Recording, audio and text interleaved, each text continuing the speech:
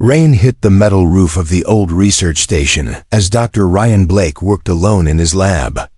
The Earth Federation had sent him to study alien behavior on a quiet moon colony. It was supposed to be a peaceful project. No danger, no chaos. Just observation and reports. That's what they told him. He was reviewing translation logs when the door buzzed. He looked up. Standing there was an alien girl, soaked and shivering. Her large blue eyes stared at him through the storm. "I was told you help aliens understand Earth," she said. Her voice was soft but firm. She stepped inside without waiting for a reply. Her body was covered in a long silver cloak, and her skin shimmered faintly under the lights. She was from the Yalari race known for being polite, curious, and far. Too literal, Ryan nodded slowly. "I do. You're welcome to stay until the storm passes." She stepped closer. "I need to understand a phrase I heard in the human market. A male said it to me." Then everyone laughed. Ryan blinked. "What phrase?" She looked serious, Doggy style. He nearly choked on his coffee. She continued, confused by his reaction. "I assumed it meant something related to loyalty. Or maybe becoming more like a dog to serve better. So I started observing dogs, studying them, copying them." Ryan stared, unsure whether to laugh or panic. "I watched your Earth dogs for 3 days, she said. Then I made a choice. I altered my behavior, my posture, my voice. I even used biomodification tech to change." Ryan stood up slowly. "Wait, what do you mean, change?" She reached into her cloak and pulled out a small device. "This." Before he could stop her, she pressed the button. Her eyes glowed. Her limbs shifted slightly. Her ears lengthened. Her face took on subtle canine features, smooth, beautiful, but undeniably altered. Her voice was deeper now. Lower, like a growl. Ryan stepped back. "Why would you do this?" "Because." The human laughed, she said. "And I wanted to understand. I wanted to belong." His mind raced. The device, clearly some form of alien DNA, a modulator, was far more advanced than anything humans had seen, and she'd used it. Just to fit in. Just because of one joke. One phrase misunderstood. She sat down at his feet, wagging her biotail slightly. "Is this better? Do I look more Doggy now?" Ryan didn't answer. His heart beat faster, not from fear of her, but from fear of what this meant. If this was how aliens responded to simple Earth slang, what else might they do? What damage could be caused by one careless word? A loud bang came from outside. Ryan turned toward the window. Shadows moved in the storm. The girl stood up sharply. Her canine senses were now stronger than any humans. "We're being followed," she said. "The ones who laughed at me. They didn't want me to learn. They wanted me to remain a joke." Ryan's thoughts raced. This wasn't just a language lesson gone wrong. This was about something deeper, about control, about alien curiosity, about the danger of misunderstanding between species. He looked at the girl again. Her transformation wasn't funny. It was horrifying, brilliant, and terrifying. "We need to hide," she said. "But not from me, from them." Ryan didn't ask who they were. He grabbed his bag and followed her into the lower chambers of the station. As they descended the stairs, her glowing eyes lit the dark. She moved like a wolf, now silent and sharp. And Ryan knew the joke had gone too far. This was no longer about slang. This was a war of meaning. And it had already started. Ryan followed the alien girl deeper into the underground tunnels. The power flickered above them, and the only light came from her glowing eyes and the soft green hue of emergency lamps. The air smelled damp and old. Dust rose with every step. She didn't speak for a while. Her new body moved differently, like she was hunting something invisible, her head tilted often. Her ears twitched at distant sounds. Ryan tried to keep up. Finally he asked, "What's your name?" She paused. "You can call me Luri." "Luri? Who are you hiding from? She turned and stared at him. The ones who control language. Ryan frowned. What does that mean? They're not humans, Lurie said. They're not Yolari either. They move between species. They shape words, control meaning. They gave your world that phrase. Ryan didn't know what to say. It sounded insane. But the fear in her voice was real. They spread confusing phrases across galaxies, she continued. Words that mean many things. Words that can change minds, cause shame, create fights. They watch who misunderstands. Then they strike. You mean like word traps? She nodded. Yes, I was their test. A joke, they called it. But when I changed, when I took the word seriously, they saw me as broken. Ryan shivered. So now they want to erase you? Yes. A loud crash echoed above them. Ryan flinched. That was close. Lurie sniffed the air. They're inside the station now. He leaned against the wall, heart pounding. How do we stop them? We can't stop them with weapons, she said. We stop them by fixing the word, making it clear. Changing how it's used. Ryan blinked. We have to teach? Lurie nodded. Yes, but they will fight back. They hate clarity. Another crash came, this time closer. Footsteps followed fast, heavy, many. Ryan looked at Lurie. We need to move. She ran ahead, her new body fast and silent. Ryan struggled to keep up, breath heavy, legs aching. After minutes of running, they reached an old communications room. Wires hung from the ceiling. Screens flickered with static. We can send a message from here, Lurie said. To the orbit station. To warn others. Ryan moved to the console. It still works. Barely, but we'll need time. We don't have much, Lurie said. Her ears twitched again. They're close. As Ryan typed commands, Lurie placed her hand on the wall. Her fingers glowed faintly. This place remembers, she whispered. Memories live in the metal. Suddenly, the floor shook. Ryan looked at her. What's happening? They found U.S. The door burst open. 3 tall figures entered. Their faces were hidden by masks. Their bodies looked human, but something was wrong. Their limbs moved like liquid. Their eyes glowed red. One of them spoke in a slow, deep voice. Return the subject and erase the data. Lurie stepped in front of Ryan. No, I changed because I believed. I won't undo it. You misused the word, the figure said. That's not allowed. Ryan stood beside her. She gave meaning to it, real meaning, that matters. The figures raised their arms. Black energy formed between their hands. Lurie's voice grew louder. You hide behind confusion, but I will bring clarity. The figures froze for a second, just a flicker of hesitation. Ryan slammed the console button. Message sent. The screen blinked. Signal confirmed. The room filled with light. The figures screamed, twisting and vanishing into thin air. Silence returned. Ryan fell back into the chair, breathing hard. Lurie looked at him, her eyes still glowing. You sent the truth, she said. He nodded. To the whole system. She smiled a little. Then maybe the word is safe now. But neither of them saw the dark shape still waiting in the shadows of the hallway. Something worse was coming, and it didn't care about words at all.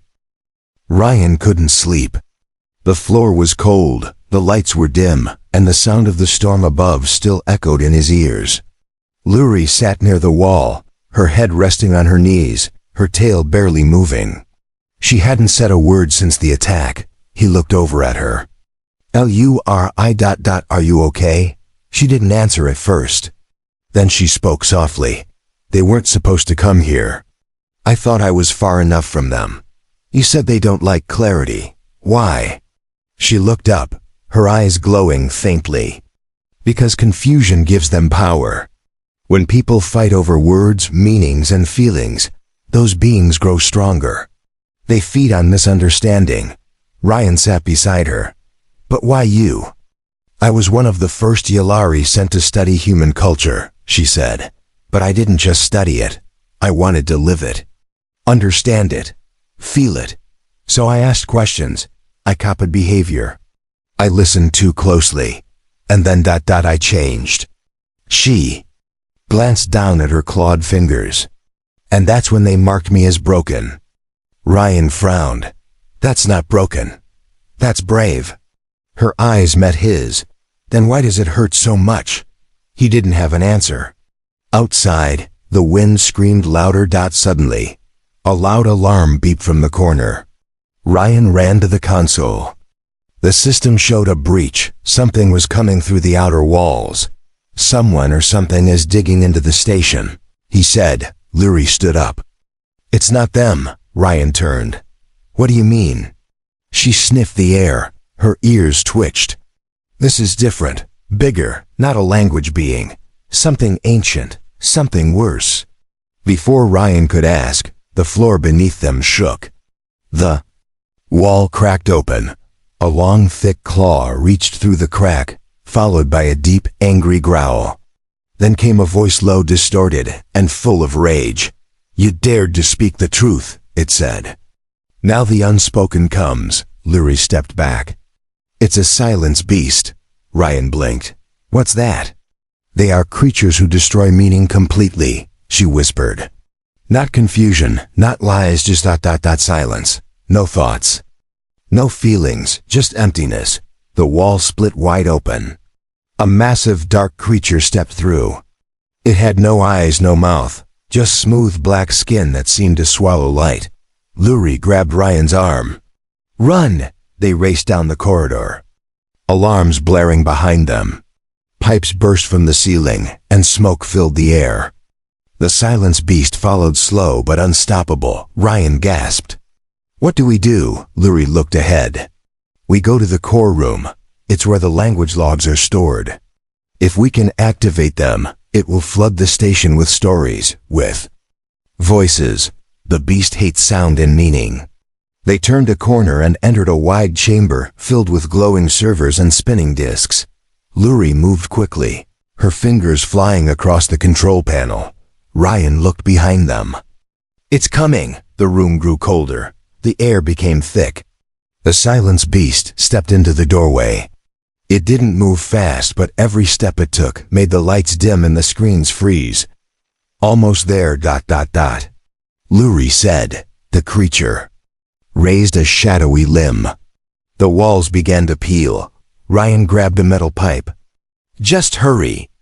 Lurie pressed one last button. A loud hum filled the chamber. Suddenly, voices from thousands of languages poured out through the speakers. Laughing, crying, arguing, teaching millions of words from all over the galaxy. They flooded every corner of the station. The silence beast let out a horrible screech. Its smooth body cracked. Light pierced through it like fire through paper. It twisted, shrank, and then disappeared into nothing. Ryan fell to his knees, shaking. We made it. Lurie turned to him, breathing hard. We didn't just survive. We fought back with meaning. The lights returned. The power stabilized, but the fight wasn't over, because somewhere far above, the ones who created the silence beast were watching. And they were angry. For the first time in days, the station was quiet. Not the cold, empty kind of quiet, but peaceful. The lights were steady. The storm had stopped. And the silence beast was gone. Ryan sat on the floor of the core room, eyes closed, trying to breathe normally again. His hands still shook a little. Lurie stood nearby, scanning the system to make sure everything was still working. She spoke softly. We did something big. Ryan opened his eyes. Yeah, we beat it. No, she said. We started something. He looked at her. What do you mean? Lurie turned toward him. The silence beast wasn't the end. It was a warning. We woke up the ones behind it. Now they'll come. Not with shadows, but with control. Ryan stood up. You mean they'll try to shut this place down? They'll try to rewrite the records, she said. Erase what we sent. Make the galaxy forget we ever challenged them. Ryan stared at the glowing servers. But we have proof. We have data. They have more, Lurie said. They've rewritten whole planets. A loud voice crackled through the station's main speaker. Unauthorized signal detected. You are in violation of Galactic Language Code 73. Prepare for arrest. Ryan and Lurie exchanged a look. They're here, he said. Lurie nodded. We don't run this time. We expose them. Alarms began to ring. A blue light flashed above the exit. Ryan grabbed his datapad. I can upload the truth to more places, back up the logs. If I send it to EarthNet, every human colony will see it. Do it, Lurie said. I'll delay them. Before he could stop her, she ran toward the upper levels. Her tail flicked once. Then she was gone. Ryan focused on the console. His fingers moved fast. He copied files, compressed data, added encryption, and sent the truth across every possible channel. Upstairs, metal boots hit the floor. Lurie emerged from a hallway and stood in front of them. There were 3 of them tall, thin beings in white armor. Their faces were covered with smooth glass masks that glowed faintly. One of them raised a baton. You broke the code. Lurie lifted her chin. I followed meaning. That's forbidden. Why? She asked. Why are people not allowed to question strange phrases? Why are jokes more protected than truth? You infected the word, the figure said coldly. You gave it form, feeling, that breaks the balance. Lurie stepped forward. Maybe the balance needs to break. They moved to grab her. Suddenly, the whole station shook again. Ryan's message had reached Earth. A response signal was already coming back. Humans were waking up to the truth. The white-armored beings froze for a moment. Their masks flickered. Lurie smiled slightly. Your grip is slipping. But just as they turned to retreat, a 4th figure stepped out from behind them. It was not armored. It wore a simple black cloak. Its face was calm, smooth, and almost human, but its eyes were empty, like glass filled with smoke. Lurie's body tensed. No. Rain's voice came through the comms. Lurie, get out of there. That's a speaker. The speaker raised a hand. You think meaning belongs to you, but it never did. You were made to repeat, not to understand. Lurie stepped back, but her voice was steady. Then I'll unmake myself. I'd rather be broken than blind. The speaker moved toward her, slow, silent. Ryan activated one last system. The station's memory core, the part connected to ancient languages, glowed bright. Sparks flew. Lurie saw it too. She dove toward the core. The speaker shouted, "Stop!" Too late. Lurie touched the core and spoke one word in her old tongue. It meant truth. The light exploded. The whole station shook with power, language, emotion, stories, all rising at once like a wave. The speaker vanished in the light, and Lurie fell to the ground. Ryan ran to her side. Lurie, stay with me. She smiled weakly. Did they hear it? He nodded. Everyone did. Her eyes closed, and for a moment the station was quiet again. But above them, in space, something massive was beginning to move. And this time, it wasn't just about a joke. Lurie lay silent on the cold floor of the core room. Her body was still, her breathing soft and shallow. Ryan stayed beside her, holding her hand tightly. The core had stopped glowing, but the data was still active. The message they sent had reached deep into Earth systems. All across the colonies, humans were asking questions. They were searching the phrase, wondering why an alien would change herself over a joke, and more importantly, they were listening. Ryan checked her vitals. Come on, Luri. Please stay alive. Her eyes fluttered, just a little. Then she whispered, still here. Ryan smiled. With relief. You did it. They heard the truth. She didn't smile back. The speaker. It was just a voice. The real threat. It's coming now. Above the planet, something huge entered orbit. Not a ship, not a fleet. A structure black, long, and shaped like a pen without an end. A writing weapon. It began transmitting signals across every channel, every frequency. Words filled the air, but they weren't clear. They were twisted, upside down, reversed, cut in half.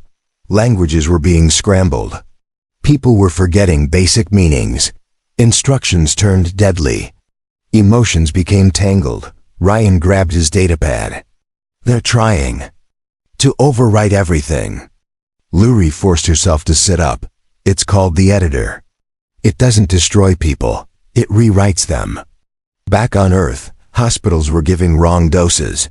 Ships were flying off course. Children cried because their parents used strange words they'd never heard before. We have to stop it, Ryan said. Luri nodded. We need a pure version of the truth. A simple, clear message. One that can't be twisted, Ryan frowned. But how? She pointed to the old transmitter near the core. That tech is older than the editor. It uses thought signals.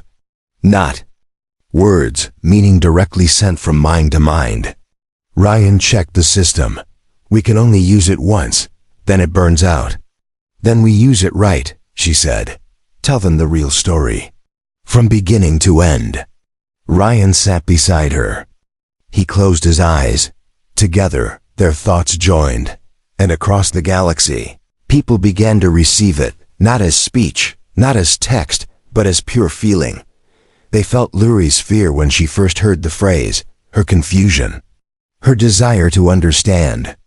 They felt her watching dogs in the park, learning loyalty, learning joy. They felt the moment she changed her body just to fit in. And they felt the pain of being laughed at for it.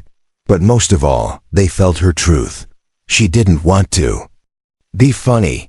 She just wanted to belong. The signal hit the editor like a hammer. The giant structure flickered. Its signals weakened. Its shape cracked like glass. In one final scream, it released a last wave of twisted language into the atmosphere. Luri collapsed again, exhausted. Ryan stared at the screen. It's not enough. The editor is dying, but the final wave, it's heading straight for EarthNet. If it lands, all meaning there will collapse. Luri coughed. There's one last way. Ryan turned. What? She reached into her bag and pulled out the device she'd used before, the one that had changed her body. I can overwrite myself again, she said. I can become pure code, ride the wave, block it from the inside. Ryan's voice cracked. That's suicide. She looked at him with glowing, tired eyes. Not if someone remembers me. He held her hand tighter. I will. She smiled. Then she pressed the button. Her body shimmered, and Luri vanished into light. The wave hit, but this time, it didn't spread. It paused. And then it dissolved. Across every EarthNet server. One simple phrase appeared. She understood. Asterisk. For 3 days, the network stayed silent. No more strange phrases. No more scrambled signals. No more jokes that meant harm. The editor was gone. Broken from the inside by one mind that refused to be confused. Ryan remained at the station, sitting alone in the core room. The lights were dim.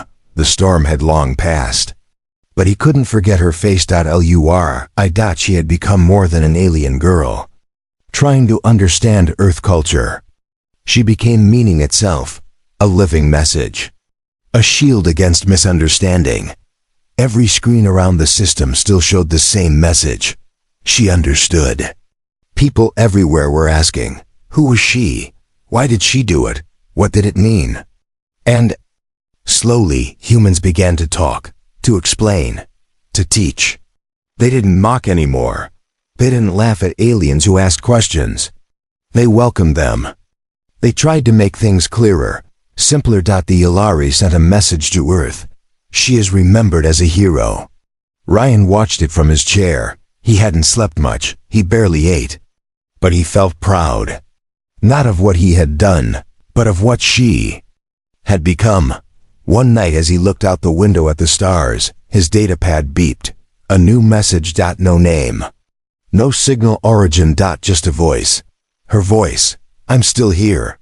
Ryan sat up straight. Luri? Her voice came again, soft and warm. Part of me survived. I live in the meanings now. In the shared truth. I'm not a body anymore. I'm the bridge between minds. He smiled, eyes full of tears. You made it. Thanks to you, she said. Thanks to one human who didn't laugh. And then she was gone again. But this time, he wasn't sad. Because he knew the truth never dies. It changes. It grows. And sometimes, it barks. Ryan laughed quietly. He walked back into the core room, sat down, and began writing a new guide for interspecies communication. At the top, he wrote, Be kind. Be clear. Every word matters. Outside, a new day began. And above the stars whispered the name of a girl who once misunderstood a joke, and changed the galaxy.